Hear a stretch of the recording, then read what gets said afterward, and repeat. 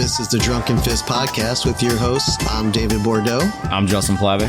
This podcast is made possible by the fans of the show. For more information, please visit drunkenfistpodcast.com/fans. How did we decide to come up with the topic of McDojos for today? Well, lately, I mean, we try to be pretty informative at the best of our ability. And I feel like, when I was shopping for other martial arts to do around the town, it seems like it's popping up more often than it should be. Before we get there, though, what are you drinking? I am drinking a Founder's Dirty Bastard Scotch-style ale. When I lived in Toledo, the Toledo area, Northwest Ohio, especially like when I was in Bowling Green, but all over Northwest Ohio, most of the breweries that I used to drink from were Michigan breweries, Shorts, Bell's, and I really miss drinking the good old-fashioned Michigan breweries, and Founders happens to be one of them. They're from Grand Rapids, Michigan, and they just have some really amazing brews. When I went to the store to pick up some, I don't know why I said I went to the store, because I did not go to the store. I went to Amazon Fresh and said, deliver me some alcohol. Anyhow, when I saw that they had Founders on there and that it was Dirty Bastard, I'm like, oh yeah, let's do this. It's a strong beer. I'm not even sure what a Scotch style ale is. I mean, I've had this before, but I don't know that I've ever had any other Scotch styles, nor am I aware of any other Scotch styles. Doesn't mean that there aren't any, but is it kind of like a Killian's? No, this is good. Hold on. Let me take a sip. While I'm taking the sip, because I'm going to let you know what it tastes like and whatever. What is it that you're drinking today? I shot for the stars today. I went a little bit different. There was one time on the show I was drinking wine, and I'm like, yeah, I'm probably not going to do that again. But I do have a bottle of sake next to me. Really? Yep. I just got the very cheap Geikikon. It even says it's the finest sake. 15% alcohol in a 25-ounce bottle. Nice. And it's actually one of my favorites. I don't mind it for how cheap it is. It's only like $7 or $8 for a bottle. Jesus, that's pretty cheap. Yeah. I didn't warm it up or anything. I'm just drinking at room temperature. Well, not all sake is meant to be warmed up. Right. This one's actually a little bit better cold, but I didn't feel like putting it in the fridge and have it take up a room. But I even got my nice little sake glass today and a little tiny carafe that I'm probably just going to skip all these and start drinking out of the bottle eventually. Right on. All right. So I am, as you were talking, I pulled up Untappd for the listeners. Mm-hmm. For the listeners who may not know, Justin and I are on Untappd with the old name of Drunken Fist Pod. Anywhere we are, you can find us by searching Drunken Fist Pod. Justin, how do you spell pod? That's P-O-D. I was pulling that up and I'm checking in for this Founder's Dirty Bastard on Untappd. And so this Dirty Bastard, great fucking name. It's malty, like very malty, and with the malty flavor, you get sweetness with it, which is something I really like. It is a higher percentage alcohol. Yeah, there it is, 8.5. So, I mean, nowadays it's kind of considered middle of the road for some, but yeah, I love the malty flavor. And even on the back, it says that it has a complex finish. I don't know that if it's really, I don't know. For me, I don't know that I would consider a complex finish, but it kind of reminds me somewhat of a peated whiskey. I would almost kind of say it has like a caramel flavor, but it's definitely a strong ale. One that I definitely recommend. When they do that peat smoking with whiskeys and stuff, that's really good. Those are probably one of my favorites. The sake, it's got that very strong gasoline aftertaste. It's good, though. I like it. I just drink straight gasoline when I run out of booze, so it's fine. kerosene is my preference, but it was interesting that in the one episode that you drank wine, and I was just appalled at your wine tasting abilities and drinking. It was amazing. That's what it was. I am a wine connoisseur. Yeah. And maybe I felt a little intimidated, and that's why I even said that maybe, I'm going to have to drink wine on one of these. And I have a whole shit ton of wine, but I have yet to pull one out. Maybe in the next couple episodes, I'll pull one out and do my best to hide my insecurities of how awesome you are at drinking and expressing the taste of wine. But that might be coming up sometime soon. My wife won't stop buying those shipments. So she gets like 6 to 10 bottles a month, and she's barely cracked into them. I'm like, come on, start drinking if you're going to keep buying. Some of the listeners may have seen on our Instagram page that I found out about a brand called Empathy Wines, and they are some small farmers who make blends. They do reds, whites, and rosés. But I've consumed wine that tastes like this, like at a 40 to maybe 50 is a little bit high, but like a $40-$45 a bottle wine. And I have a membership now where in the spring they send 3 bottles of rosé, the rosé blend. In the summer, 3 bottles of white, which I just opened one last night to eat with Chinese food because apparently, because I like Kung Pao chicken. Don't know why. Well, I love the saying it. Like when I order, I'm like Kung Pao, and I apologize to anyone who might be offended. I was like, shit, I got a lot of wine. What should I drink? And I went online. I'm like, hey, what goes good with Kung Pao chicken? And I'm just like laughing to myself, like I won't find anything. And there were several recommendations for different wines. Some I've never heard of. I mean, like they were very specific to a vintage, particular blah, blah, blah, blah. But then I found some general recommendations for Chardonnay, and I had just finished a bottle of Chardonnay the other night. I'm like, damn it. And the only wines that I have left are a Merlot, a red blend, Zinfandel, whatever, but I didn't have any whites. But then I remembered, I'm like, fuck, I just got that shipment of Empathy. Now it's not a Chardonnay. The Chardonnay that I had the night before definitely had some oakiness to it. It wasn't dry, but it was like drier than the Empathy. But anyway, but when I had the Empathy white with the Kung Pao chicken, like it was really good. Yeah, she keeps getting these $100, or I do too. We keep getting these like $100 vouchers to places like this where you order them online and then you just pay for shipping and handling, which is usually like $40. But I mean, the wine you're getting is still worth more than $40. So yeah. But she does the same thing. Like, you pick what. She's not allowed to pick the exact kinds, but like she's allowed to put like, does she like reds or whites or rosés and stuff, and then they just send you a mix of whatever you chose. Yeah, for now, I'm drinking this dirty bastard, and it is delicious. Let's get back into the let's get back into the McDojo. McDojos.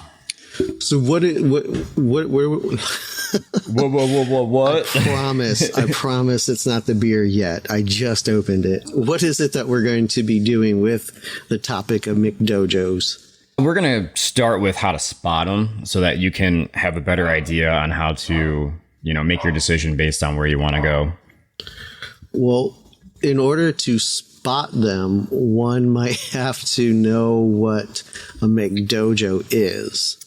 Yeah, there you go. It probably would be beneficial to detail for those who might not know. I'm pretty comfortable in saying that I'm sure that many of our listeners know exactly what a McDojo is. At the same time, I know that there's might be a few out there who've never heard of it, especially some who are from different parts of the world. Yep, that's my fault. I assumed too much. I felt like, sorry. Well, McDojo, the Mick comes from McDonald's, how there's just a billion of them out there all over the country. And, it's relatively cheap to go eat at a McDonald's. It's a dime a dozen. The McDojo refers to that it is a place that is technically fake, but they're trying to sell it off as a real martial arts place. And there's a lot of factors that can go into a McDojo. I'm going to interject here. Please do. I've often heard McDojos referred to as fake martial arts schools. I have a problem with that understanding, and I think like the best way to explain my point, but even in my idea to get an idea as to what a McDojo is to look at, you know, like the part that you say with the Mick coming from McDonald's. Now, if we're looking at fake, what about McDonald's, either the company or what they sell, would you consider fake? Right. And, you know, it doesn't necessarily have to be a fake martial art, too. I think McDojo really refers to the fact that the person is really just trying to do everything they can to just pull as much money as possible. So if you think about McDonald's, they're all over the world and they make millions of dollars a day. So it goes back to that kind of concept, like what can I do to just pull in as much money as possible while kind of like leaving the authenticity of the art kind of behind. Okay. So I think that's more what I wanted to steer with, and I just came off wrong. Right on. I have to agree with the money idea, because if we look at the corporation, the McDonald's corporation, it's not even a restaurant corporation. It is a real estate corporation. It's a real estate business, because McDonald's corporate owns the land that all of the franchises are built upon. And it creates like this, what is it, indentured servitude to McDonald's. Like if you own a franchise, you cannot build one anywhere. You have to build one on McDonald's property.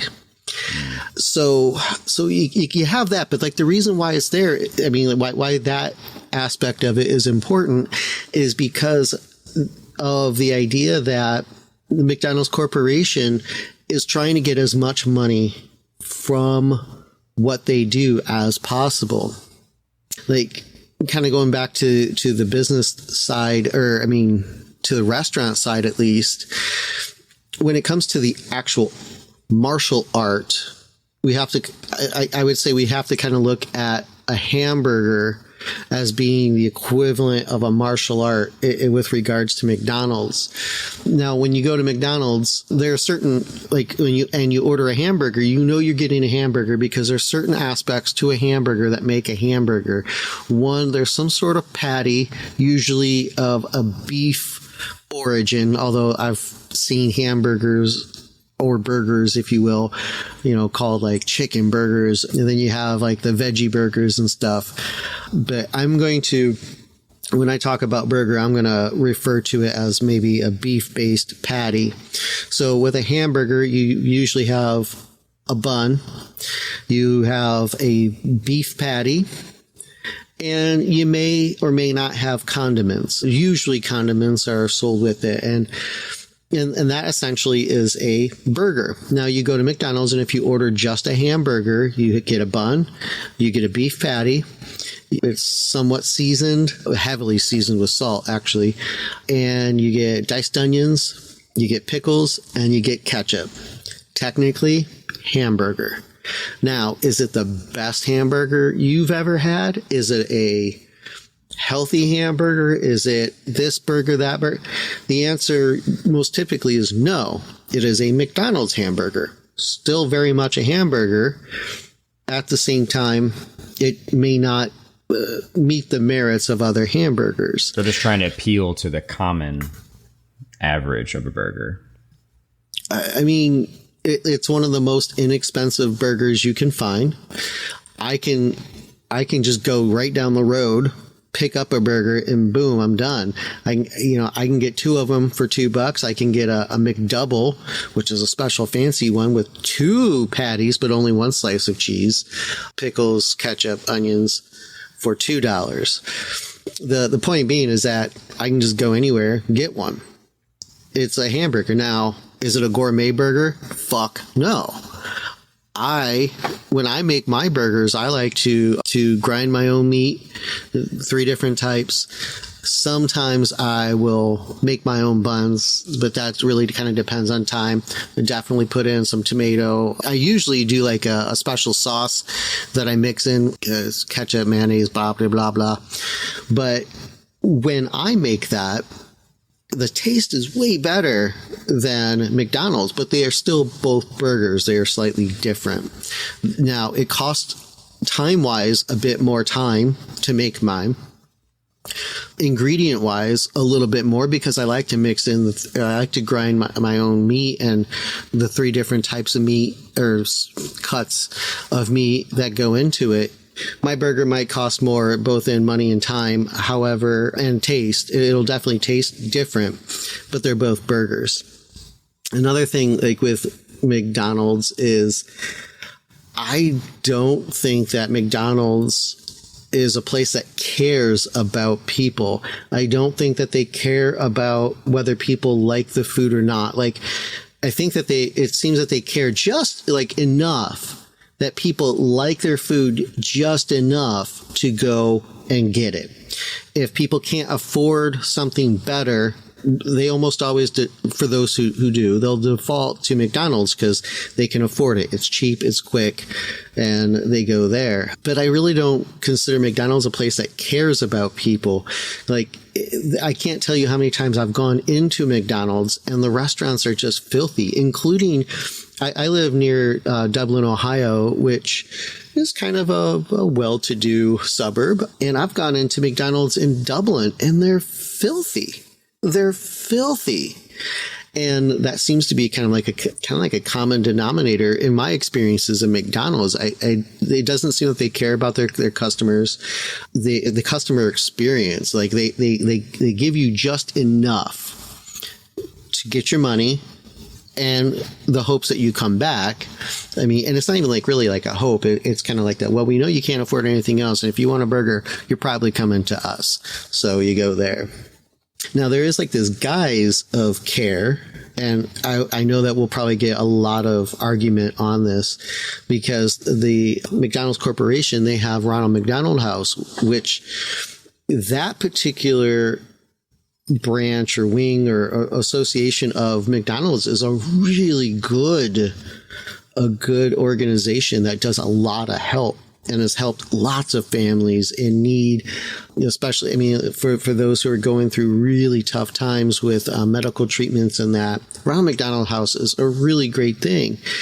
And I'm saying this with great, like with the most sincerity that I truly think that the Ronald McDonald House is great.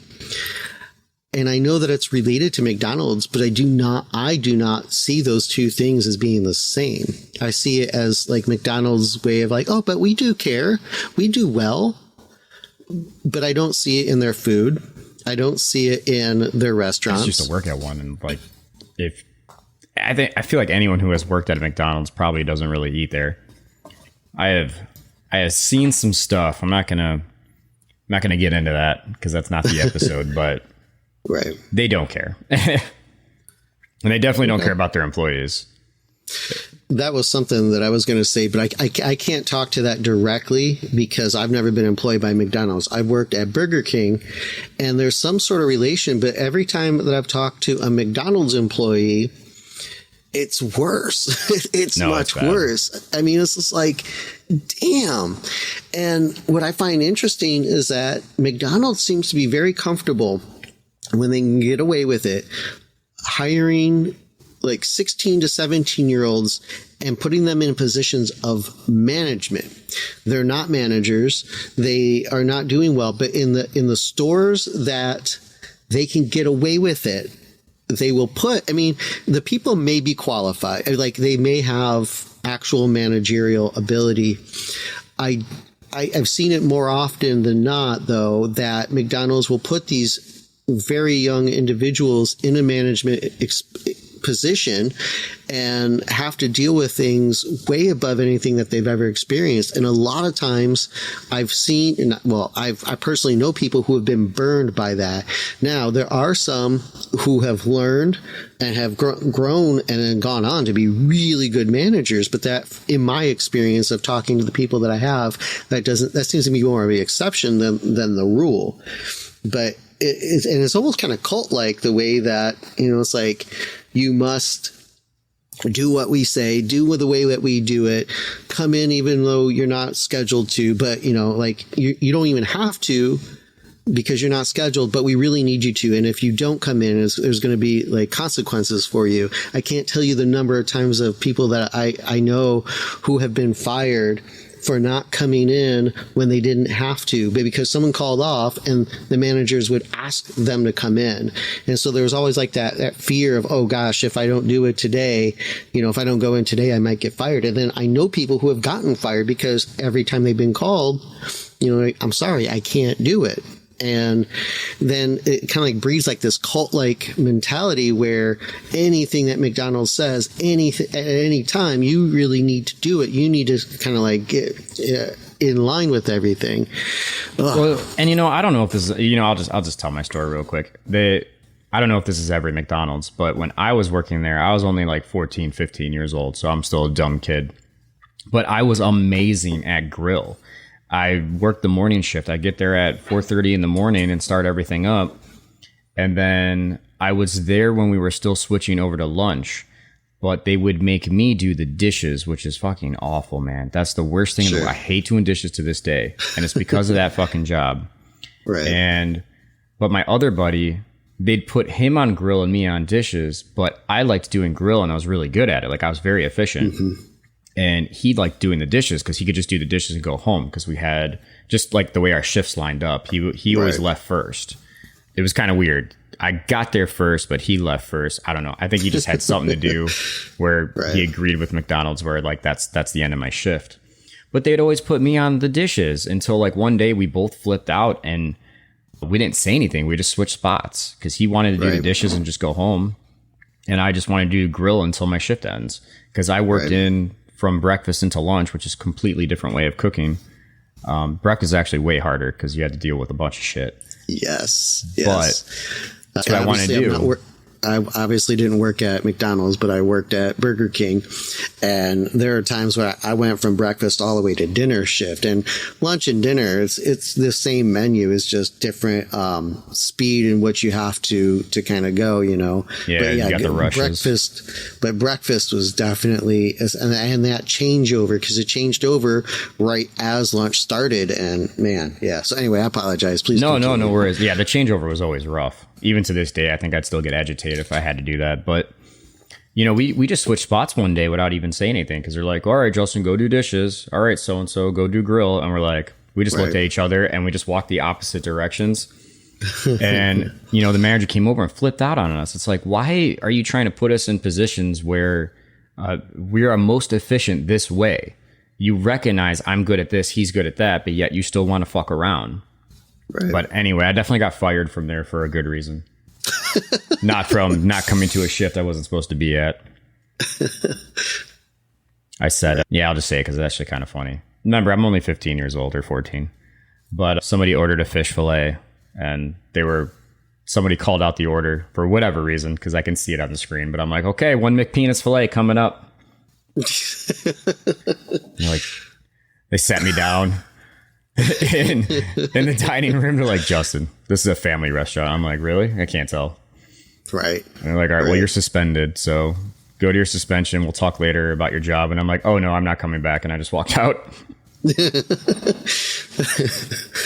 All right. So clearly McDonald's has some issues.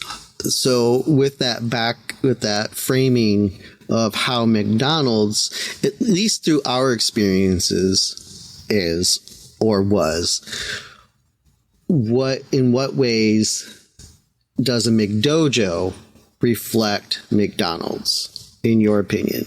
Just exactly like we were saying before. They don't really care about. So here's the thing. Here's kind of how I see it.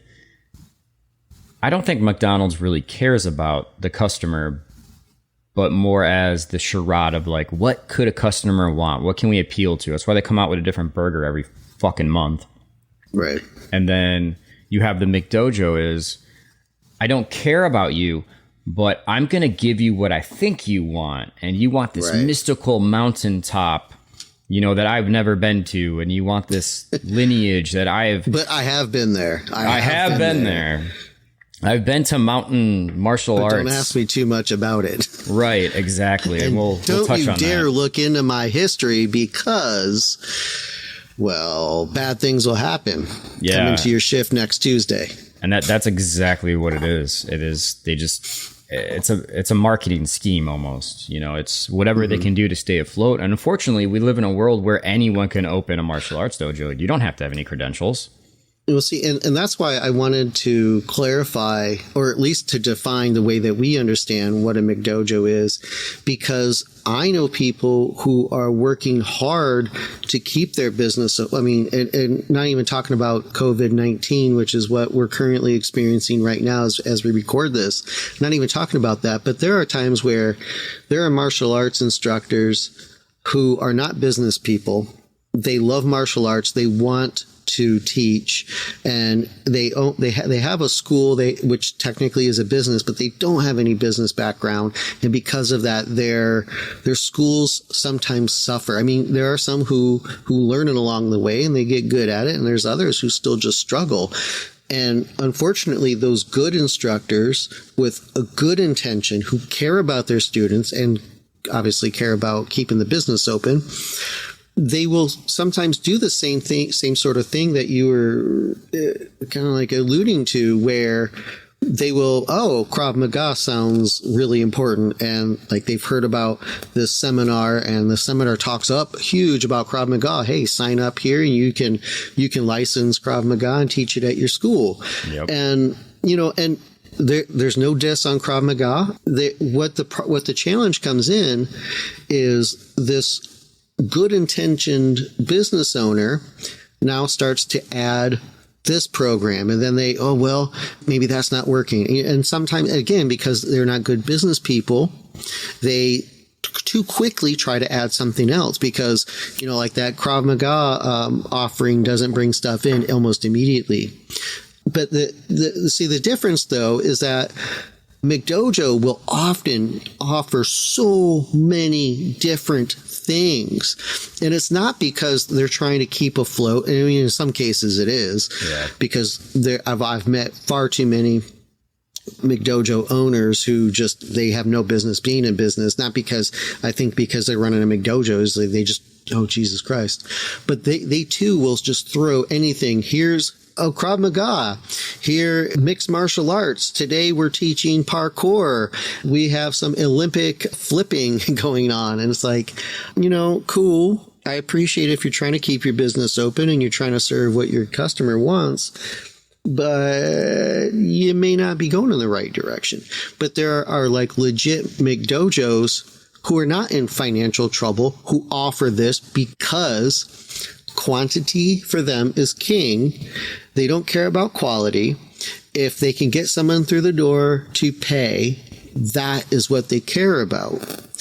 And unfortunately, there are these lines that it's hard to tell. Because like I said, I know people, dear friends of mine, so I won't call them out, but they just keep adding program after program after program after program, hoping that is what will keep their business afloat. And in reality, it's the idea that you really just need to learn business or get somebody to come in who can do business for you. Exactly. So, I mean, there are these hard areas. It's kind of like when I was trying to talk about defining a burger. You know, I can make my homemade burger that tastes different than McDonald's burger. It's still a burger, but it's like, why would I make this burger different? Now, if I need to start pumping stuff out because like I need to now live off of burgers, I too might not grind 3 different types of meat. I might just put one type in. I might get the most inexpensive bun I can, hopefully as much quality as possible. But then my burger starts to look like a McDonald's burger. Now it still might taste different, and hopefully mine would still be better. But when I start to change things like that, then I start to kind of look like a McDonald's. Same sort of thing with McDojos. Sometimes it's hard to tell the difference. So with that in mind, what are some ways that you think are kind of like, here's an easy way to tell what a McDojo is? I have tons of things that I've seen throughout here, because I've been trying really hard to find a place to kind of just start over. And Japanese jiu-jitsu is fucking awesome. But I'm like, I should just start over because I can't practice that same art anymore. When looking around, I see a lot of places now, like McDonald's, kind of catered to the masses. So everybody, and this is one of my pet peeves. Oh my God, I'm sorry. You can't see me, but my face is down. Everybody calls martial arts karate nowadays. So if you're at Taekwondo place, I've seen even Brazilian jiu-jitsu places do this. They call it on the front of their building karate. It's so annoying. It does not mean martial arts, people. And that's just one of the ones for me. And then the second biggest one, there's tons of these, so we'll have plenty of room to talk about it, but long-term contracts. If you want to sign up here, you got to sign a contract and you got to be here for a year. That's a bad no sign. I have never been into a dojo gym establishment that makes you have a long-term contract. It's usually month to month, which you don't have to sign anything. Oh, have you? I have. And again, this comes back down to one of these gray areas. There's people who do not know business, like they don't know it intuitively. They are not business people, and there are some who sign up with billing programs or billing companies that tell the martial artists or martial arts instructors, hey, the way to make money, the way to go are long-term contracts. The way to go, blah, blah, blah. And some of these billing companies are billing companies that also work with places like gyms, like fitness facilities, where long-term contracts is how a fitness facility make their money, because there's people who, let's say, sign up at the beginning of the year. They have huge intentions. And maybe about like a month and a half later, maybe even 3 months later, then for whatever reason, they stop going. Well, it would be too easy to say, I would like to cancel my membership and then bounce. So in order to keep gyms afloat, they have these long-term contracts which keep people locked in. And there are well-intentioned martial artists who own businesses who hear these things because they're being told that by people that they're paying good money to, and they get into that. Yeah, now, they go with it. Now, I also have to preference really quick. Go ahead, man. Not one of these things or even a handful could make your establishment a McDojo. But if you have quite the list, remember, we're just trying to see how to spot a possible McDojo. I think the naked eye can show people exactly like, okay, this isn't the establishment for me. But just remember, we're not saying that any one off this list makes you a McDojo. We're going through the kind of list on how to spot it. And if you see multiple, some red flags might need to go up in your head about it is all. All right. So what's another one beyond the contract? Beyond the contract and the karate sign, which is my favorite. God. Karate, dude. Ugh. I have a friend who runs a Tang Soo Do school, and this friend continually refers to it as karate or karate. I'm working to say karate now because when our episodes are transcribed, the transcription service just does all kinds of crazy stuff. But anyway, my friend who does Tang Soo Do will even post things on the internet, like on Facebook, and that it's like blah blah blah blah. That's what karate life is like, and it's just, oh my God, stop. Yeah, that's not the same thing, dude. All right, completely different countries. Keep going. This is going to be a long episode if I don't stop. So please keep going. No, it's okay. This is my favorite one: hiding your lineage. Okay. So not actually, you say you're a black belt, but kind of where's the proof kind of thing. And when you bring it up, they get really defensive. Gotcha. Or you have this, I've been on a mystical mountaintop training with monks for years kind of thing. Right. And it doesn't mean it's not true. Like I said, one of these doesn't make you a McDojo, but I've seen more often than not, I can't remember who they were, and I wouldn't say their name anyway, but searching online, it literally said that. It said, like, I was on a mountaintop, trained with so-and-so, and blah, blah, blah. And I'm like, right. I've never even heard of this place or person. So, right. And you were there for 20 years? Okay. All right. Yeah. And see, and it's kind of interesting because people who ran schools back in the day, it was a lot harder to verify particular information. But now in the age in which we live, information is at our fingertips. We can totally do it. And if we can't particularly find it, there are people on the internet who can find it for us if we have suspicion. All right, what's another one, man? Oh, well, those ones are my favorite. So we'll get into the other ones that are a little bit more. It doesn't exactly make you a McDojo, but like combinations of these can get dangerous for the person trying to purchase your brand, or, well, I'm going to call it a brand because that's what they're doing. They're branding. Well, I mean, any business should be branded, but anyway, exactly. Another one is you have way too many belt colors to get through. Yes. So you have white. Yes. White with black stripe. White with 2 black stripes. White with 4 black stripes. Oh, then we can go to yellow with black stripes. Like, so you keep chunking out these hundreds of belt colors. That one's a big one for me. I haven't seen too much of that, honestly. Oh my gosh, I have. And that's a huge pet peeve of mine, because I know someone too who happens to be in one of these schools, and I feel so bad for her.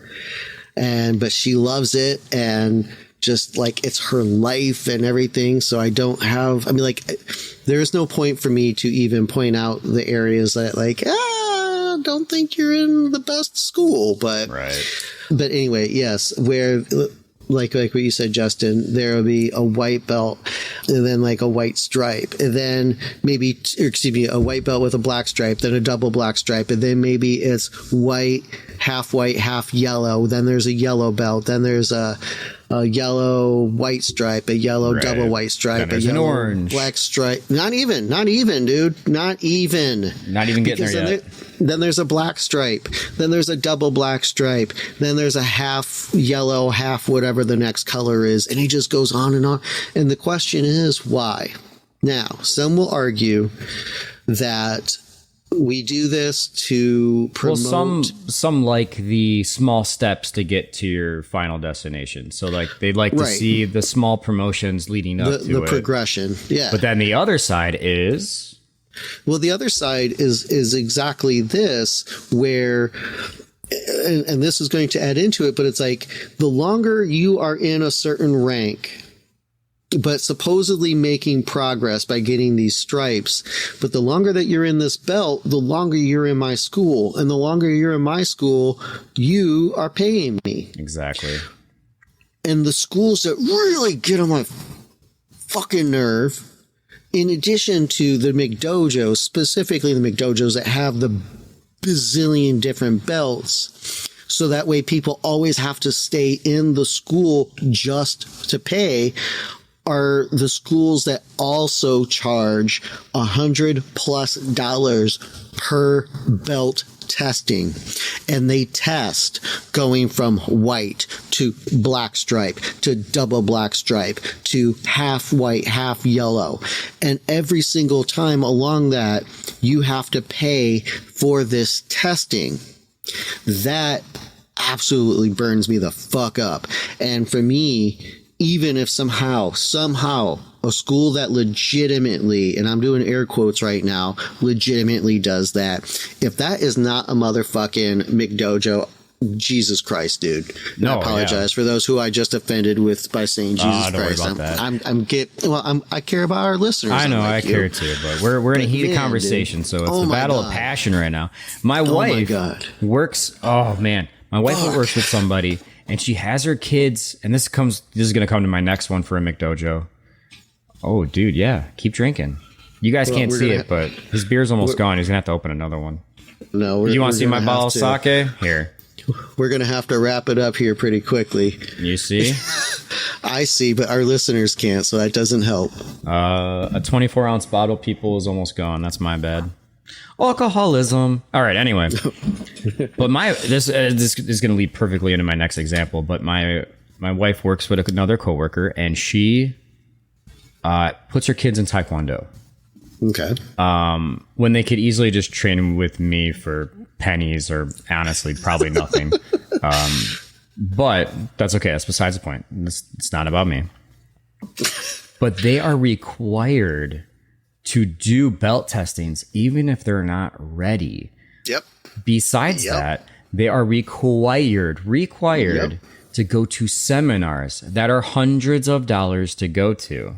Goddamn right. So purchasing the belt at a constant thing and purchasing these seminars, that is a huge sign. That's a no-no. Like that's so much money out of your pocket just to get a black belt. So it's like I'm not going to say it. You'll see. I mean, like even that verbiage kind of frustrates me, but I know what you mean. I mean, it's like it's not, and that's the problem. Is like when we get into this cycle of things, it then is to get a black belt, right? Like a legit thing to hold, because I've spent thousands upon thousands of dollars to get here, and you know what fucking happens? People almost always fucking leave those schools as soon as they get a black belt. We already have a problem in the martial arts community with helping to educate people that a black belt does not mean the end of the journey. Now, in some styles, it means you have reached like the top. At the same time, even in those styles, you can still keep going. But what the problem comes in is that not only do we have to educate people to help them understand that the black belt is not the end of the journey. Now, if you wish to stop your journey there, hey, that's on you. Please, do what feels best for you. But what happens is that when people have been exhausted paying thousands upon thousands of dollars for each belt for however many months, years that they've been in there, they're done. They're cashing the fuck out. And that's why these McDojos add more belts, because they know as soon as they get to the black belt, these people are gone. Well, no matter how good of a business person you are, you're going to have people that will still stop regardless when they get to black belt. There's nothing you can do about it. There has to be a consideration to, keep a person there. That shit's not, I mean, they're just going to leave. But there's people who would stay longer to continue their journey in martial arts. But it is up to the instructor. It's up to the entire facility to help the person understand the value that they get. And if they have the means to and the want to, they can see the value in going, then they'll keep going. But a fucking McDojo offers no goddamn value. It's just like, going back to McDonald's. If McDonald's stopped offering inexpensive shit burgers, like let's say that they charge $3 for a shit burger, people are not going to buy those shit burgers. They're going to go to another fast food place that has a burger that's more tasty and might even be more appropriate for the person's interests, because $3 at that point. So they drop the price. So that way it's like, dude, you can't find a cheaper place anywhere else. And a lot of times these damn McDojos sometimes will even get you with these cheap prices, like this cheap month to month. But then again, the belt testing is $100 fucking dollars or more. And then these mandatory workshops or seminars that are not specific to the curriculum, because if it's specific to the curriculum, it should be in your classes that you're fucking paying for. And damn it, I didn't realize I was going to get so fucking worked up about this shit. So I apologize. No, don't apologize. This is exactly what we're after. Pisses me the fuck off. God, I mean, honestly, I'm kind of jealous, because and it doesn't make my art not anything. So, but I'm just saying, I'm jealous because I've tried Aikido, my jiu-jitsu. I'll just stick with my jiu-jitsu. That was, you were either white or black.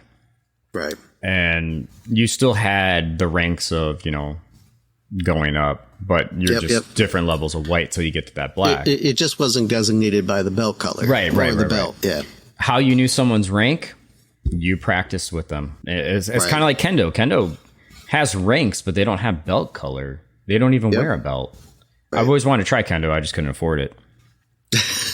Speaking of money. Yeah.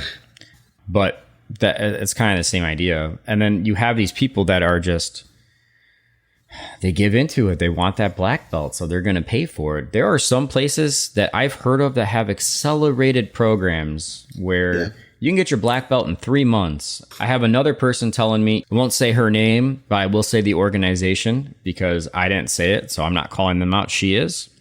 But she was... But you're... Okay. There's no verification of that this person exists other than you said that blah, blah, blah, blah. That's fine with me. You are calling them out. You are calling them out. Okay, fine. I won't say the organization's name. But let's say a certain American Taekwondo has organization or association place. We'll do that. I've already said most of it. Yeah. Sorry, David's giving me faces right now. Yeah, but a certain American Taekwondo association. I don't know if I'm using the terms correctly. Let's just say organization. Even she called it a black belt factory where she sees people taking their black belt test, not even doing their required stuff, which is just fucking breaking boards most of the time, get their black belt. Yeah. I know. I saw your face. We're going to talk about board breaking in a second. Well, that was my next one. One thing. Well, I mean, it is what it is. But that organization sounds very familiar, very similar to the one that I was just talking about, how the lady that I know who dearly loves her school and has put years upon years of vested interest in it, and time and effort, and she loves the school, and I'm in no position for her, to be like, yeah, well, blah, blah, blah, blah, blah, because for her, she gets out of it what she needs. Exactly. It's not really your place to tell her what it is. And it's the same thing with my wife's coworker. It's in a very similar Taekwondo organization, and it's very expensive. Yeah. It's a shame. Well, like going kind of like piggybacking on the fast track thing, which McDojos will have fast track programs where you can get your black belt in a year. I've never heard 3 months, but I can imagine, get it in a year, get it in 2 years. So, but like the opposite of the bazillion half belts, part belts, and all of this is you earn your black belt in 1 to 2 years. Even if they don't even call it a fast track. That's still a fast track, in my opinion. A black belt should not take 1 to 2 years for many arts. Well, but it's also my opinion, so I'm biased. Well, getting into how long it takes to do a black belt is kind of a challenge that we have right now with not identifying a particular art. For example, if we're looking at Brazilian Jiu-Jitsu, a very common time frame to earn your black belt is 10 years. Right. In I almost said karate. And I believe karate. I think a black belt in Brazilian Jiu-Jitsu is 10 or longer. Yeah, that's a very hard art. I know we don't think much of some of the attitudes that come from the people that do BJJ, but I mean, it's a hard art. Well, I mean, like almost any art is hard. The challenge when it comes to Brazilian Jiu-Jitsu is the way that you earn your rank. And this isn't the show to talk about it. No. But so getting back to it, though, I mean, like I've known some people who've earned their black belt in Brazilian Jiu-Jitsu in 6 years. Now, in Brazilian Jiu-Jitsu, 6 years is kind of like, wow, that's quick. Because if 10 is the kind of common target, then 6 years will be very quick. Now, in karate, about 4 years is pretty common, whereas, going up to 6 years definitely is a thing. It's not as common, but it's definitely a thing. And then maybe getting it in 3 years. And, Chuck Norris got it in 1 year in Japan, so that's pretty impressive. Okay. And Chuck Norris is qualified in how many arts? I have no idea. I can look it up. Okay. Well, let's not. Even the 3 year thing here. We're going to look it up. In Taekwondo, specifically in Kukikwan, I have known people who've earned their black belt in 2 years. I've actually associated with an individual who runs a school that is certified under Kukikwan, who pumps out black belts like it's nobody's business. He's no longer in business. And I think I might have even talked about him on one episode or not. But yeah, he's no longer in business. But Taekwondo seems to be about in a non-McDojo school, about a 3 to 4 year program. So, but yeah, so anyway, getting back to it, like McDojos can either be identified by a bazillion different belts, and it takes forever to earn your black belt, or you can earn it in about a year to 2 years. And yeah, I mean, especially if you do the fast track. Yep. All right. Got any more, man? I do, but we can always do a part 2 because I know. Let's do a part 2. Let's do a part 2. So we'll just say. The couple things that, like, while these aren't ways to identify McDojos, but these are kind of things that I would say to look for in a school.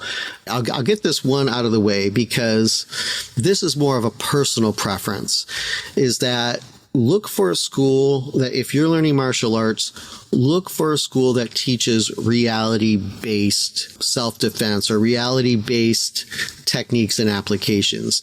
Now, not every technique is going to be, quote, reality, because some of the scenarios were not created in our time.